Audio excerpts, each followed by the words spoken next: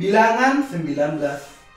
Tuhan berfirman kepada Musa dan Harun, "Inilah ketetapan hukum yang diperintahkan Tuhan dengan berfirman.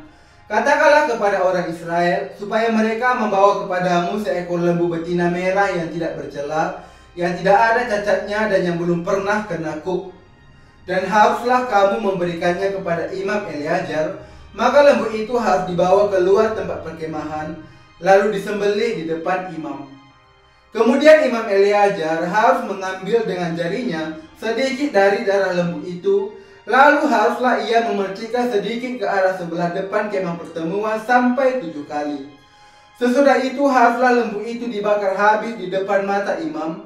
Kulitnya, dagingnya dan darahnya haruslah dibakar habis bersama-sama dengan kotorannya. Dan imam haruslah mengambil kayu aras, hisop, dan kain kirmizi dan melemparkannya ke tengah-tengah api yang membakar habis lembu itu. Kemudian haruslah imam mencuci pakaiannya dan membasuh tubuhnya dengan air. Sesudah itu masuk ke tempat perkemahan, dan imam itu najis sampai matahari terbenam. Orang yang membakar habis lembu itu haruslah mencuci pakaiannya dengan air dan membasuh tubuhnya dengan air, dan ia najis sampai matahari terbenam. Maka seorang yang tahir haruslah mengumpulkan abu lembu itu dan menaruhnya pada suatu tempat yang tahir di luar tempat perkemahan, supaya semuanya itu tinggal tersimpan bagi umat Israel untuk membuat air pentahiran. Itulah penghapus dosa. Dan orang yang mengumpulkan abu lembu itu haruslah mencuci pakaiannya, dan ia najis sampai matahari terbenam. Itulah suatu ketetapan untuk selama-lamanya bagi orang Israel dan bagi orang asing yang tinggal di tengah-tengahmu. Orang yang kena kepada mayat, ia najis 7 hari lamanya.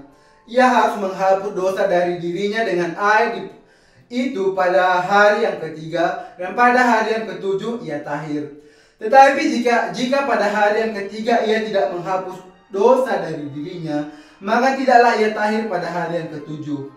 Setiap orang yang kena kepada mayat, yaitu tubuh manusia yang telah mati dan tidak menghapus dosa dari dirinya, ia menajiskan kemah suci Tuhan, dan orang itu haruslah dilenyapkan dari Israel. Karena air pentahiran tidak disiramkan kepadanya, maka ia najis, kenajisannya masih melekat padanya. Inilah hukumnya. Apabila seseorang mati di dalam suatu kemah, setiap orang yang masuk ke dalam kemah itu dan segala yang di dalam kemah itu najis 7 hari lamanya. Setiap bejana yang terbuka yang tidak ada kain penutup terikat di atasnya adalah najis. Juga setiap orang yang di padang yang kena kepada seorang yang mati terbunuh oleh pedang, atau kepada mayat, atau kepada tulang-tulang seorang manusia, atau kepada kubur, orang itu najis 7 hari lamanya.